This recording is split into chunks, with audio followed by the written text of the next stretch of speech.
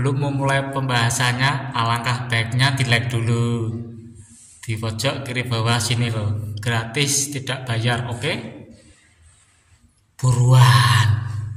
Melanjutkan cerita kemarin, di mana Soyeon telah berhasil mengalahkan Feng Qing'er. Namun masih mendapat masalah karena nona muda pavilion petir angin itu merasakan keberadaan esensi darah ponik iblis surga kuno dalam diri Soyeon. Berkat bantuan api surgawi, Soyeon dapat keluar hidup-hidup dari gunung petir setelah berhasil menyembunyikan esensi darah kuno itu dari penyelidikan Feng Qing'er. Namun ternyata masalah belum selesai karena ada sisa darah kuno di dalam tubuh Soyeon. Dan apabila tuan muda ketiga keluarga Shou itu tidak mampu memaksanya keluar, maka kemungkinan besar tubuhnya akan meledak. Bagaimana keseruan ceritanya? Langsung aja kita gaspol.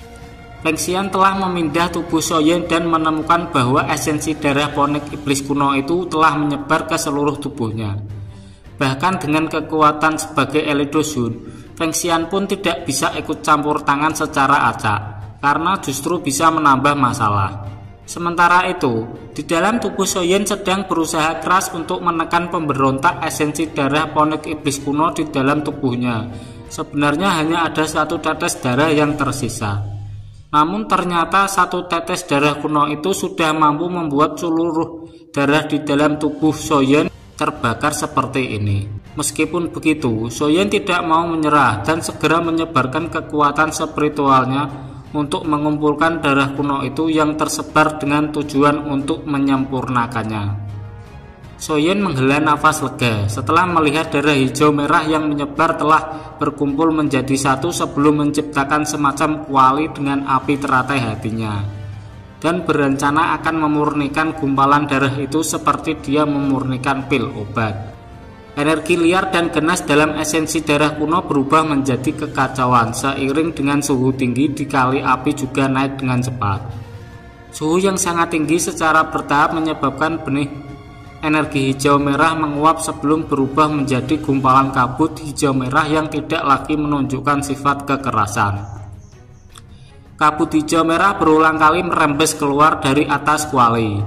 Api berulang kali menembus ke dalam tubuh Soyeon menjadi tonik yang luar biasa dan membuat seluruh bagian tubuh menguat. Meski begitu, Soyeon merasa jika penguatan gila-gilaan semacam ini juga berpotensi untuk membuat tubuhnya kacau balau. Padahal masih ada 2/3 dari gugus energi hijau merah yang seharus Soyeon serap. Dan benar saja apa yang dikhawatirkan oleh Soyeon.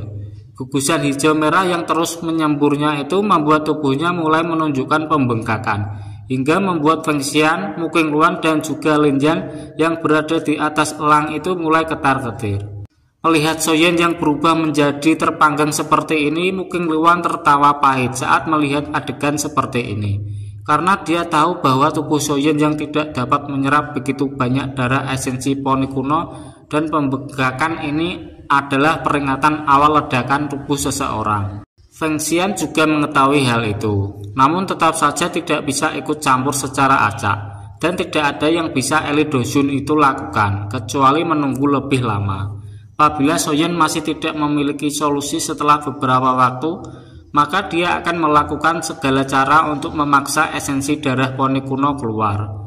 3 orang di atas elang masih terdiam menyaksikan tubuh Soyeon yang makin dan semakin melar, di mana situasi menjadi semakin mencengkam. Setelah pembuluh darah kecil di kulit pemuda itu mulai pecah, membuat tampak seperti orang berdarah yang menakutkan. Di sini Feng Xian sudah tidak bisa menahan diri lagi dan mulai mengumpulkan energi alam yang agung di tangannya. Namun tepat ketika Feng Xian bermaksud untuk memaksa keluar darah esensi ponik kuno dari dalam tubuh Soyeon, murid Yochen itu justru membuka matanya dan tiba-tiba membentuk semacam segel aneh di tangannya sebelum membuat sepasang sayap tulang raksasa dengan cepat mengepak dari balik punggungnya seperti permata.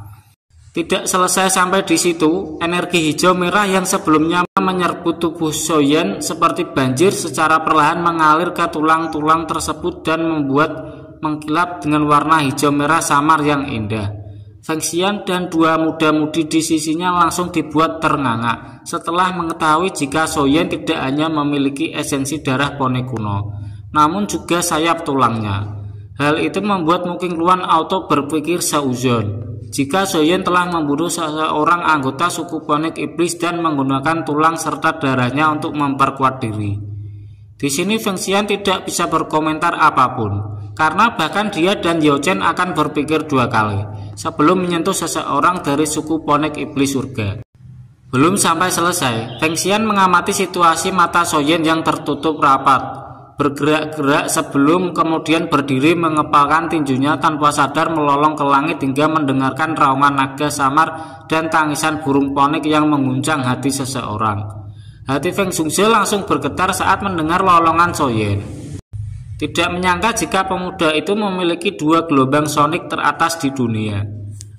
Namun Feng Zhongzhe juga meminta tuan muda ketiga keluarga Shao itu untuk berhati-hati, karena saat ini suku Ponik Iblis surga pasti akan memberikan perhatian khusus kepadanya. Baru setelah memastikan tidak ada sesuatu yang aneh pada tubuh Soyen, Feng Xian pun masuk ke topik utama, yaitu menggali informasi tentang keberadaan Yao Chen, dan langsung melonjatkan niat membunuh yang tajam dari dalam dirinya saat mengetahui bahwa di masa lalu Han Feng si murid durhaka benar-benar bekerja sama dengan Aula Jiwa untuk mengkhianati Yao Chen. Setelah Feng Xian menyebut-nyebut nama Abba, saat inilah Muking Luan membelak-belakan matanya terkejut, tidak menyangka sama sekali jika Soyen benar-benar adalah murid dari Yao Zunze, sang kepala pavilion bintang jatuh yang tidak pernah menunjukkan dirinya. Soyen jelas kaget saat mendengar Abba sebenarnya adalah kepala pavilion bintang jatuh. Namun berhubung gurunya memang tidak suka masalah administrasi pengurusan faksi, jadilah Feng Xian. Feng Xian yang mengambil alih ke pengurusan. Yang lebih jelasnya lagi itu Abah Yolo adalah pemimpin utama, dan Feng Xian ini wakil pemimpin pavilion gitu ya, sekaligus mengurus semua masalah yang ada di pavilion karena telah ditinggal Abah Yolo. Namun tampaknya Feng Xian tidak mau membicarakan masalah pavilion bintang jatuh terlalu lama, dan kemudian fokus pada kemarahannya sama Han Feng, serta ambisinya untuk menangkap dan menghancurkan si murid durhaka itu dengan tangannya sendiri. Ketika itulah Soyen menjentikan jarinya melepaskan botol giok tempat tubuh spiritual Han Feng berada. Sebelum mengeluarkan Han Feng dari botol giok itu, sosok yang ditahan yaitu Han Feng buru-buru ngomel minta Soyen melepaskannya, sebelum langsung gercep ketika melihat wajah angker Feng Xian di hadapannya. Mata Feng Zhongzhe sedingin es itu ketika menarik leher Han Feng dalam cengkramannya, membuat Han Feng buru-buru berteriak dan mengaku jika dia mengkhianati Yao Chen juga karena hasutan dari paksaan dari Aula Jiwa. Ekspresi Feng Zhongzhe berubah berat saat mendengar nama Aula Jiwa dan menjadi semakin dihukum saat Soyen menjelaskan bahwa saat ini tubuh spiritual Abah Yolo sudah jatuh ke tangan organisasi misterius tersebut. Niat membunuh kembali melintas di mata Feng Xian saat dia menatap Han Feng dengan dingin, seolah ingin menghancurkan bocah kurang ajar ini dengan jari-jarinya. Sebelum Soyen buru-buru menenangkan dan berkata bahwa mereka masih membutuhkan Han Feng untuk memberi informasi tentang aula cabang tempat Yolo di penjara. Ekspresi Feng Zhongzhe berubah saat mendengar nama Aula Jiwa, membuat Han Feng menjadi semakin dihukum. Ekspresi Feng Xian kembali menggelap karena dia tahu bahwa cabang Aula Jiwa setidaknya memiliki seorang kepala dan wakil terlepas dari seberapa rendah levelnya. Ekspresi Soyen juga berubah gelap setelah mendengar ini, memahami bahwa pikiran jahat Han Feng belum juga padam, meski telah berada dalam kondisi menyedihkan seperti ini. Tanpa banyak babi bu, Soyen kembali memasukkan jiwa Han Feng kembali ke botol giok sebelum mengirimkan segumpalan api surgawi yang tidak terlihat dan membuat suara teriakan sengsara. Teriakan sengsara yang tajam sekali terdengar dari dalam botol giok. Soyen mengumumkan kekhawatiran akan kondisi Abah Yolo dan bertanya kepada Feng Xian tentang apa yang harus mereka lakukan. Menurut Feng Xian, Aula Jiwa masih tidak akan melakukan apa-apa kepada Yao Chen, karena teman-temannya itu memiliki kemampuan pemurnian obat yang hampir tiada tandingannya di seluruh dunia. Karena itulah sementara Feng Xian akan kembali ke pavilion bintang jatuh untuk mencari informasi tentang Aula Jiwa, sembari mengumpulkan banyak ahli dosun yang dulu juga memiliki hubungan baik dengannya dan Yao Zhai. Mendengar Feng Shuxie berucap sedemikian, Soyen hanya bisa menghela nafas lega. Setelah menyadari bahwa sekarang dia tidak perlu mengandalkan kekuatannya sendiri untuk menyelamatkan Abah Yolo. Sementara Feng Xian kembali ke pavilion, Soyen akan melanjutkan perjalanannya ke Menara Pil untuk mengikuti kompetisi besar pemurnian pil yang ada di sana. Tidak bisa berkata apa-apa lagi, Feng Xian hanya bisa mengangguk paham. Karena biar bagaimanapun Guru Soyen alias Abah Yolo juga merupakan jawara dalam kompetisi agung itu puluhan tahun yang lalu.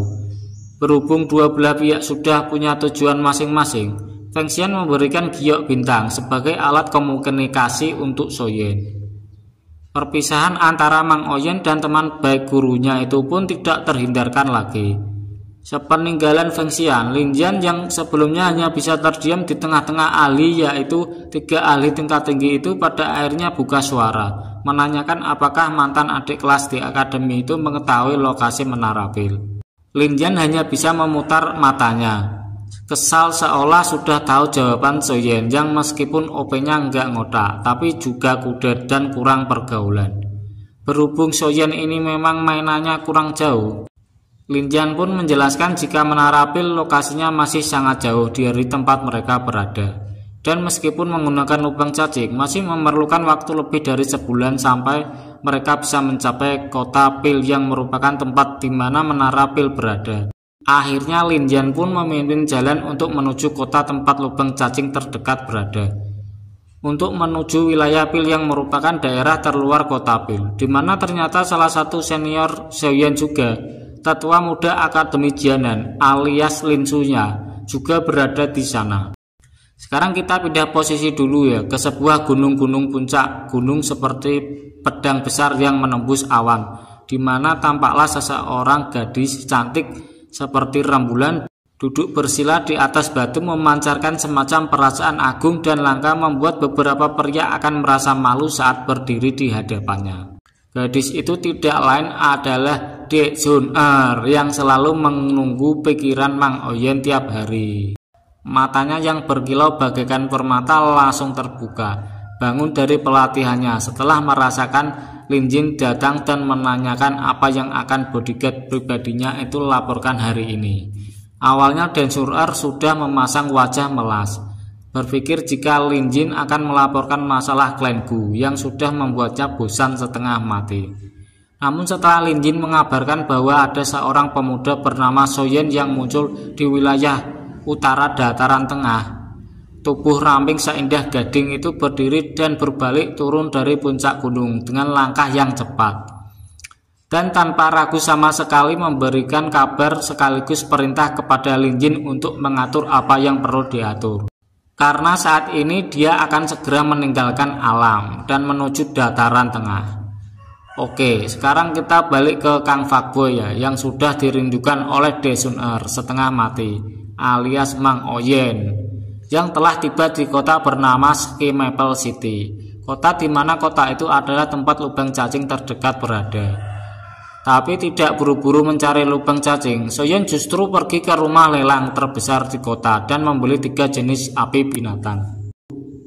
Baru setelah Lin Jian memimpin perjalanan ke tanah terbuka yang sangat luas di pusat kota Ski Maple City, melihat sebuah lubang cacing hitam-hitam setinggi 1000 kaki membentang di sana, Lin Jian mengeluarkan sebuah kapal luar angkasa yang menjadi kendaraan orang-orang melewati lubang cacing.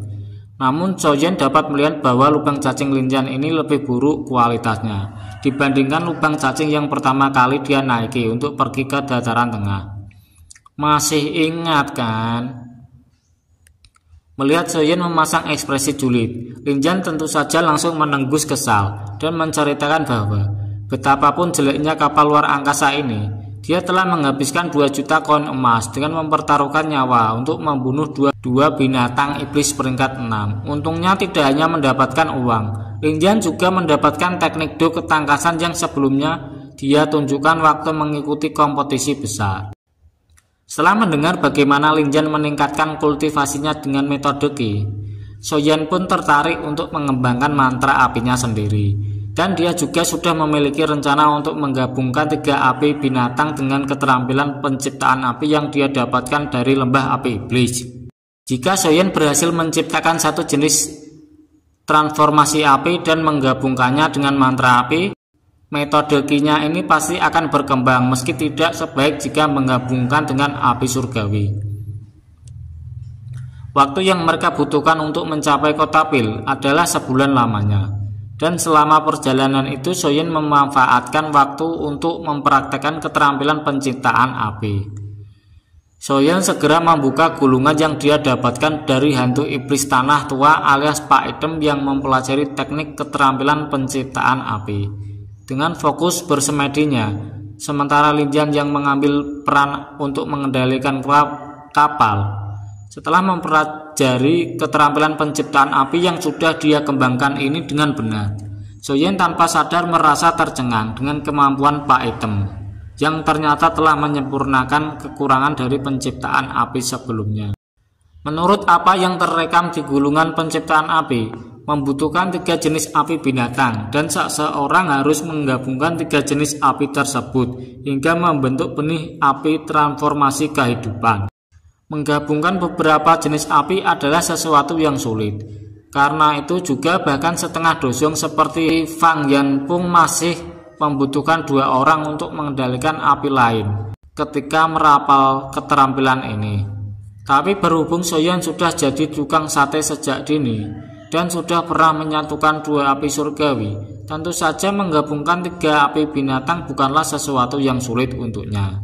Karena itulah dengan konsentrasi yang tetap terjaga, Soyen tanpa ragu segera memulai langkah pertama penciptaan api, yaitu menggabungkan ketiga api binatang dalam tubuhnya.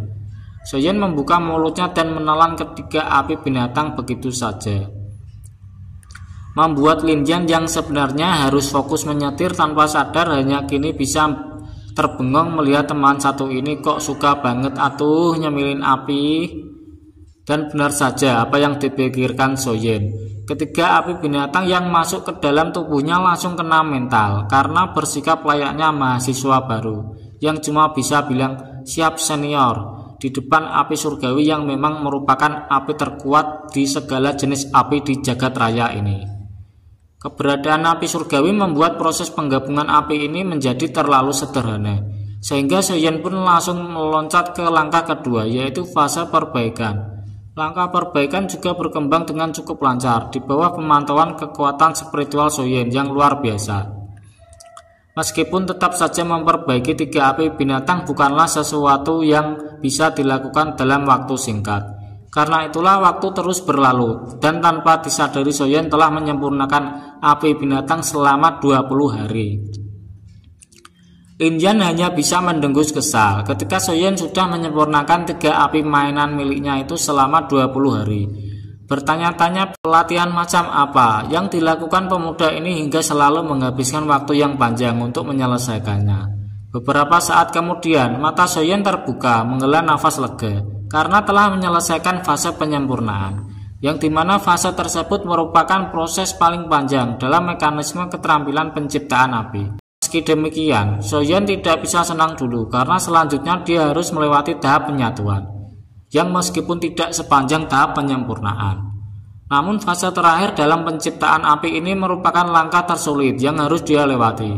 Soyen mengangkat kepalanya dan tersenyum kiku kepada Lin Jian, meminta maaf karena sepertinya senior itu harus masih menyetir jadi ojol gratisan sampai akhir di perjalanan mereka. Lin Jian hanya menyerengai jahil melihat Soyen yang tampak bersalah kepadanya. Namun Lin Jian benar-benar tidak keberatan sama sekali mengendalikan kapal selama Soyen bisa bangun dalam 10 hari ke depan. Soyen tersenyum melihat Lin Jian yang begitu tulus membantunya sebelum kembali tenggelam dalam proses penyatuan yang melelahkan. 3 jenis api binatang bertabrakan satu sama lain di dalam tubuh Soyen sebelum perlahan ditekan oleh teratai api hati yang mengelilingi ketiga api tersebut. Bagian dalam tubuh Soyen sudah berubah menjadi lautan api, dan gelembung udara kecil berulang kali muncul dalam lautan seolah-olah akan membentuk tsunami.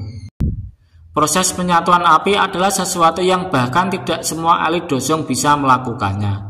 Namun sekali lagi dengan pengalaman menggabungkan api surgawi Soyen, tanpa begitu santai menggerakkan kekuatan spiritualnya yang kesana dan kemari, menyebarkan 3 hingga gumpalan api hingga akhirnya berubah menjadi 3 benih api yang melayang seperti cahaya lilin.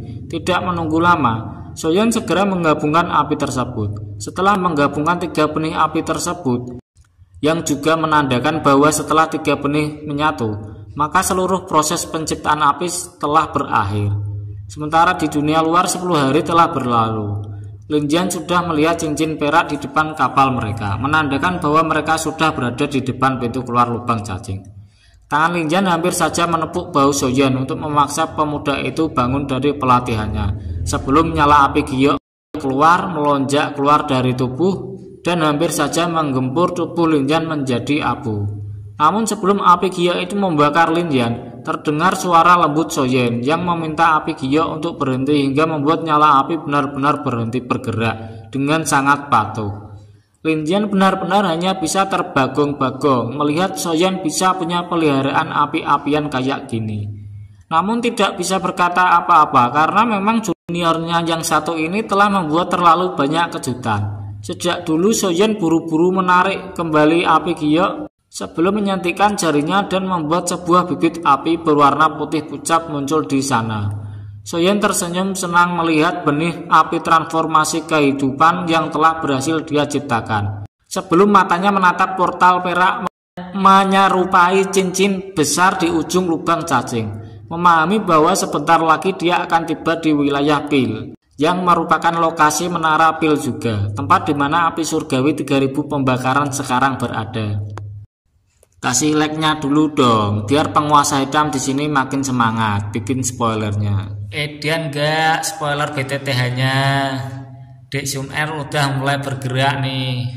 Apakah pertemuan Soyeon dengan Dek Sun-er akan segera tiba? Petualangan macam apa yang akan Soyeon alami ini di dataran tengah? Apakah mereka akan segera bertemu dan kangen-kangenan lagi? Karena udah terpisah selama bertahun-tahun dengan Soyeon. Bagaimana kelanjutan ceritanya? Tonton terus hanya di Penguasa Hitam. Oke, bye-bye.